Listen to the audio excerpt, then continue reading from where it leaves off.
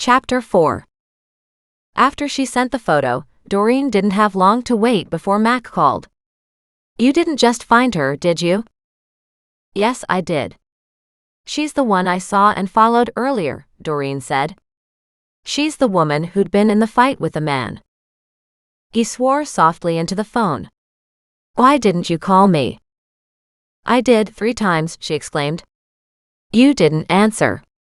She hung up on him, gathered her animals, headed back to her car, and sat inside, wondering at her delayed reaction. She should be shaking by now, shouldn't she? It wasn't that she was getting numb to seeing dead bodies, but she had just seen this woman very much alive and very assertive in the face of a belligerent man. And that should be enough to shatter anybody's world. It was slow to come, but after her initial disbelief, then grief slipped into Doreen's heart and soul. That poor woman.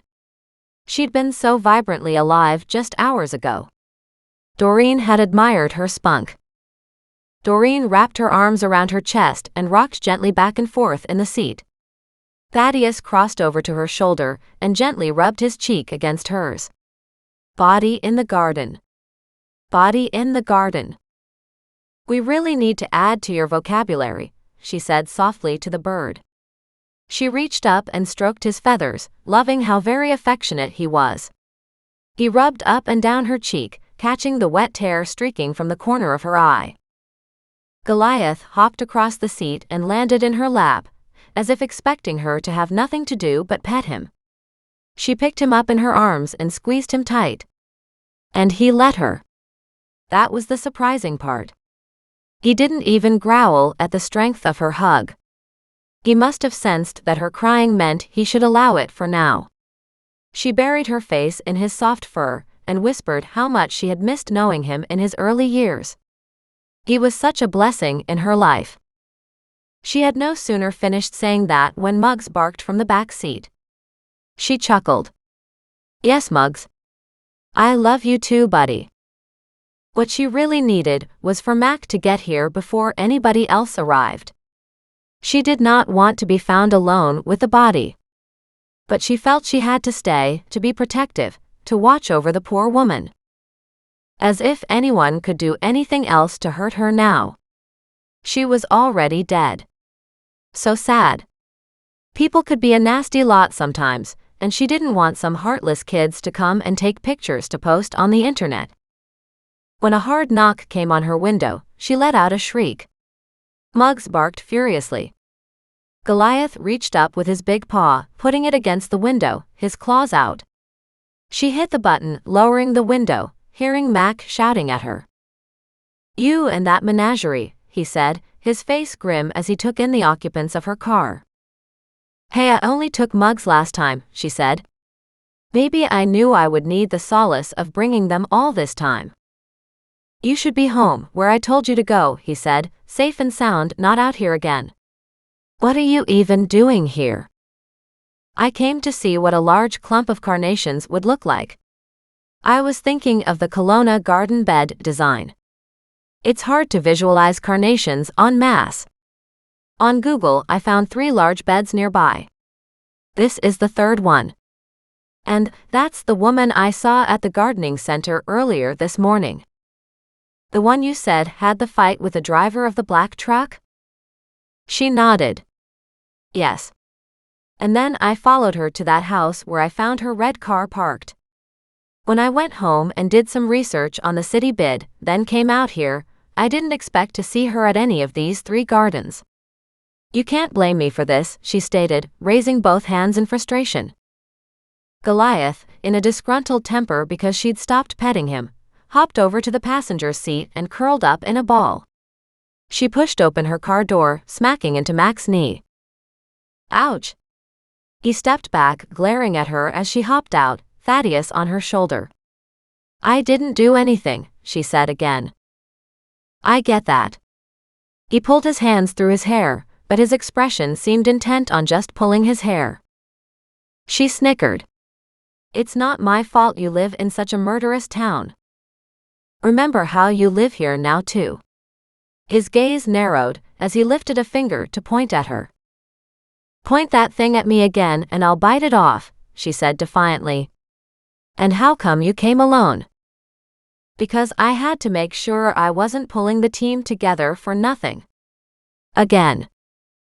"Hey, you had a team together already at Hawthorne. They just didn't look hard enough there." She stared up at him. "And are you really telling me that I don't know what a dead body looks like?" He crossed his arms over his chest, his fingers thrumming on his arm as he said, "Well, you haven't seen very many when they still have flesh on them, have you?" She tilted her head to the side, then nodded. "Good point." She closed the car door behind her, leaving Muggs inside. When he barked, she groaned, opened up the back door and let him out. "Come on. Come on," she said to Mac. "Let me show you." "How about you just stay here," he said, "and I'll go look." She leaned against the car door and crossed her arms over her chest in imitation of his previous pose. He shook his head and headed toward the Carnations. "You're impossible." "Go all the way around to the other side," she said. He reached up a hand in acknowledgement. How silly to even give him instructions. If he couldn't see the body from here, it had to be on the other side. She studied the art piece in the center of the garden, a statue of maybe a husband and wife, with their arms wrapped around each other in a hug. The garden decorated the entrance to a large building, the Family Planning Center. She wasn't sure what you, me, and us meant on the sign. Maybe marriage counseling? But the media would spin this in an ugly way, to say that this relationship had ended in murder. Not the type of publicity anyone wanted. Speaking of publicity, she did not want to be here when the media found out about this. She watched as Max stared down at the poor woman, his hands on his hips. She walked toward him. "See," she said. "I don't make up this stuff, you know." "I wish you were though," he said. "Just once." "Her name is Celeste. Celeste Bingham. Her longtime boyfriend is Josh Huberts." "Oh my. You knew her," she murmured. "I'm so sorry. That makes it much worse. But at least you know where to start your questioning." He nodded. "A lot of people knew her," he said. "She's an up-and-coming businesswoman. She won the award for Top Businesswoman Entrepreneur last year." Celeste's body was rolled on her side, her legs crossed, her hands splayed out, one on either side so her hip twisted over. "It doesn't look like she's been posed," Doreen said. "Not sure about that," he said. "That's kind of a common pose, symbolizing joining hands around the world." "No clue what that means," she said. "I'm presuming the shots I heard earlier were for her." "How many did you hear?" "I thought 2 at first and 2 more. But I don't know that I heard them all." "Well, she's obviously been shot. It'll take the coroner to figure out if that was the cause of death and to confirm how many bullets he finds in her body." She shoved her hands into her pockets. "Any chance I can go home and get out of this upcoming crime scene with the cops and the media?" He snorted. "Apparently this is your penance for wanting to have more excitement in your life. And for not leaving your house as I asked. Hey, you told me to go home and I did. You didn't tell me to stay there. And I would love to be hiding out in my house again," she said. "At least until the media crap dies down. They don't need to know I'm involved in this one, right? But that won't happen unless you let me leave now." "Go on. Go home," he said. "I'll come by later and get a statement." She could hear vehicles coming toward them. She rushed to her car. "Come on, Muggs. Let's go before they get here." But she wasn't fast enough. 3 cruisers pulled up just as she got into the front seat. 2 officers waved at her, one frowned, then looked over at Mac. Mac just whistled to get their attention and said, "Forget her. The body is over here." The men headed toward Mac. She backed up and turned her car toward home. She knew this scene would get uglier before it got any better. And right now, the last thing she wanted to do was get caught at the scene of another crime. She hoped no one had seen her here, but she had been here during regular business hours on a weekday, so anybody from the family planning center surely could have seen her from the offices. Although she hadn't seen anybody going in or leaving the center. She frowned. She saw no cars. The building didn't seem to have any lights on. She shook her head. If she had a dead body in her front yard, she sure as hell would have called for help. And of course, being her, she'd have been outside, figuring out what was going on. She drove home extra slow, making sure nobody would have any cause to look at her sideways. She didn't want to draw even more attention to herself. Since she had all the animals, she decided to stop in to see Nan instead of going straight home. Besides, she could do with a hug. She pulled up outside the retirement home where her grandmother lived and parked. Taking the animals with her, she grabbed the leash, clipped it to Mug's collar, and walked down to the corner where Nan lived.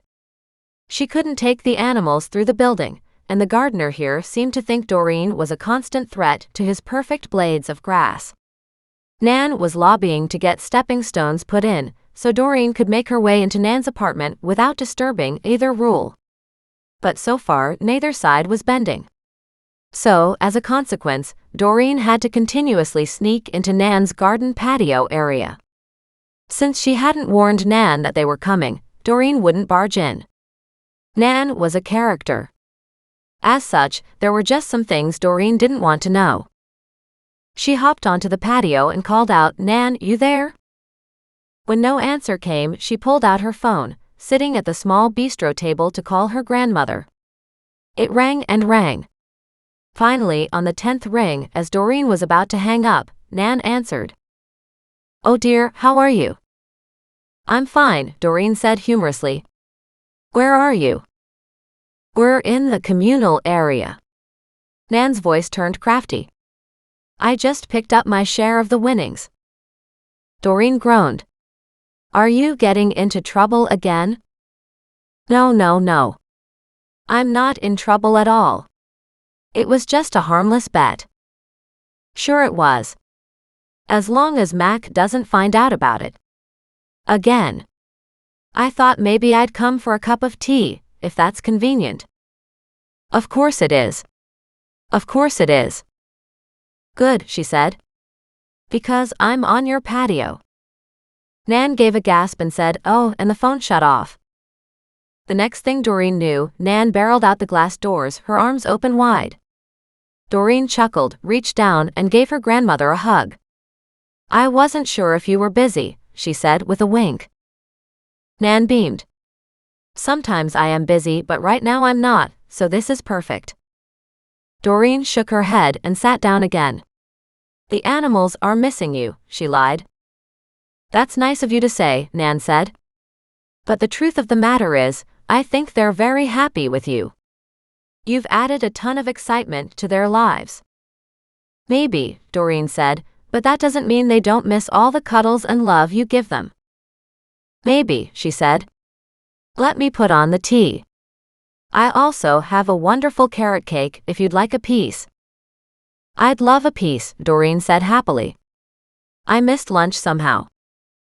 She thought of all the places she'd been today, figuring out if it was worth it for her to put in a bid for the city landscaping job. She didn't know what to do about it for certain, and at this particular moment, felt like it was all a waste of time. With her fledgling gardening business, she probably needed more experience and more time to deal with bidding on a city project. Nan returned with a plate of cake and half a sandwich on another plate. With a disapproving sniff, she put both down in front of Doreen. "You better eat this then." "What am I going to do with you?" "I was just busy, Nan, that's all." "You haven't been buying any groceries, have you?" Doreen smiled. "I have been. A lot of them. But I still haven't figured out how to make that stove work." "Your mother never did teach you anything worthwhile, did she?" "How to get a man apparently worked," Doreen said snidely. She was right. Everything else fell into place. The trouble is, she didn't give me any long-term advice on how to keep that man." Her voice became dry. "Do you miss it, being married, or your former life? Do you miss him?" Doreen shook her head. "Absolutely not, and I'm not used to having a ton of food. Remember how he always said eating would make me fat? So I was never served a proper portion. Maybe it was perfect training for right now." "No luck on a full-time job, dear?" "Not yet. But I am taking over Mac's mom's gardens on a weekly basis. That won't pay much, but every little bit helps." "That's good news," Nan said in delight.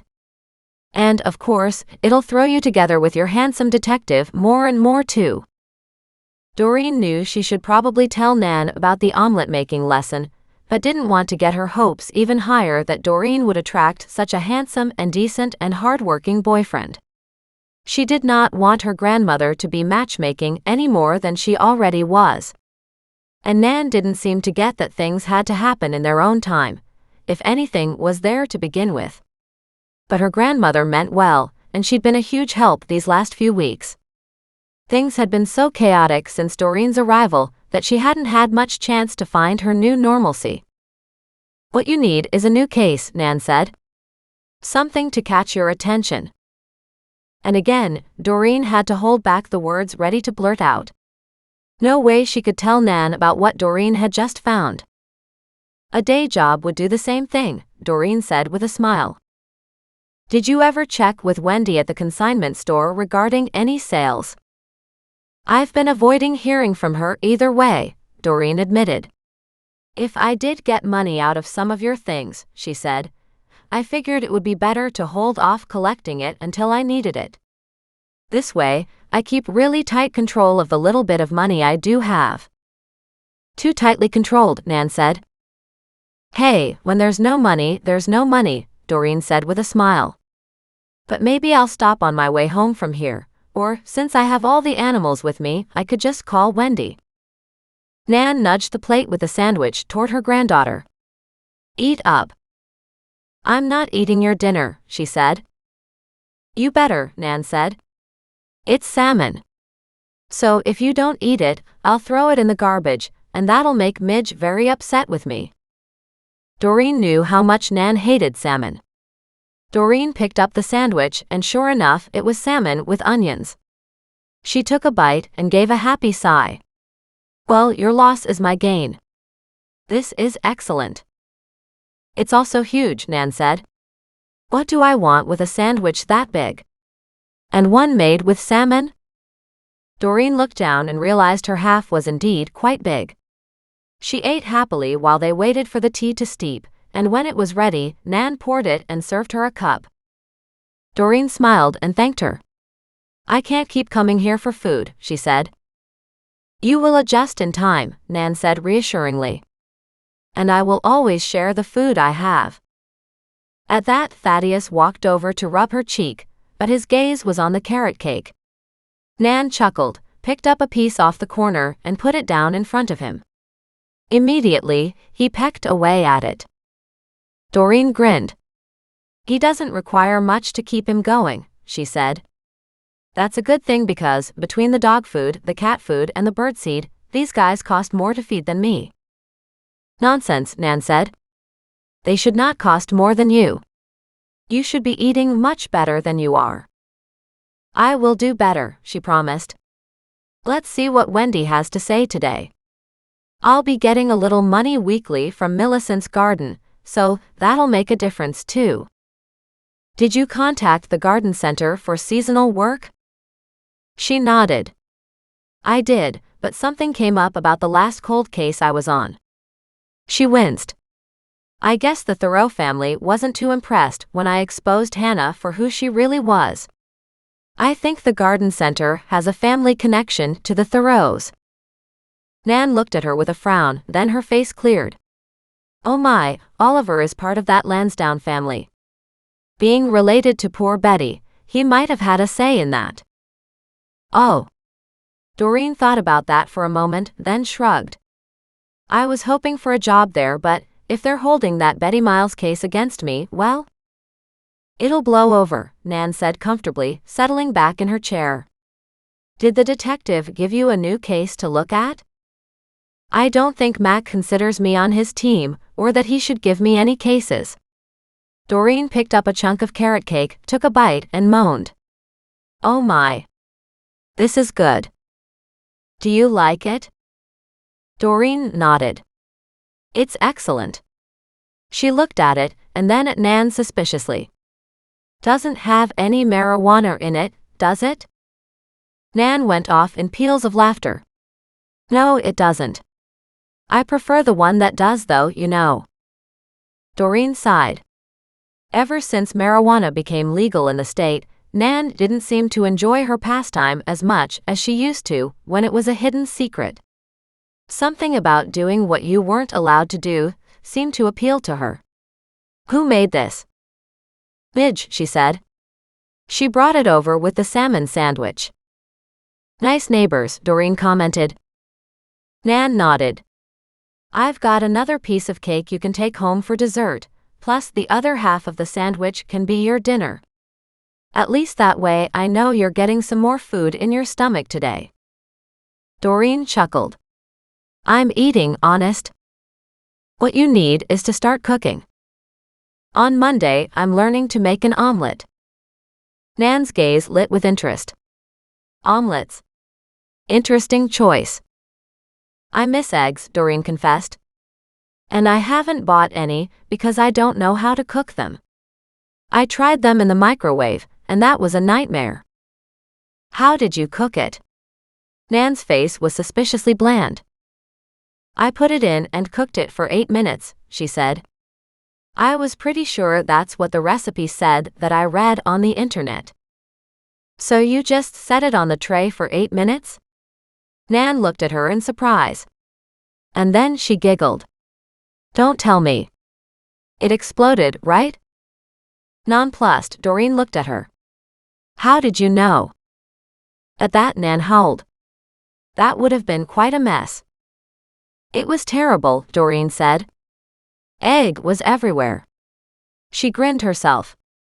I'm glad I'm providing you with lots of entertainment these days. When she could stop laughing, Nan reached across and patted her granddaughter's hand. I'm so happy you're close by. I haven't had this much fun in decades.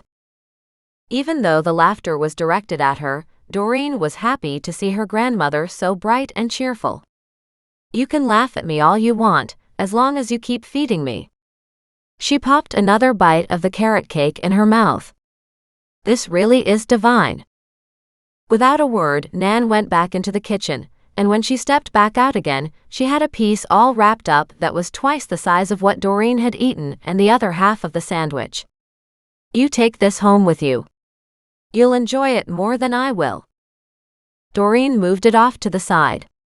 I won't say no. They finished their tea in companionable silence, and then she said, I should leave and call the consignment store. Time to face the music and see if we've gotten anywhere with some sales. She hesitated. Somebody, and no, I don't remember who suggested it, said maybe you had antiques in your house. Yes, there are. Nan nodded. When you get time, you should have someone appraise them. If you don't mind, maybe I will. Maybe something very valuable is there. Be positive, Nan said. Her phone rang inside her apartment.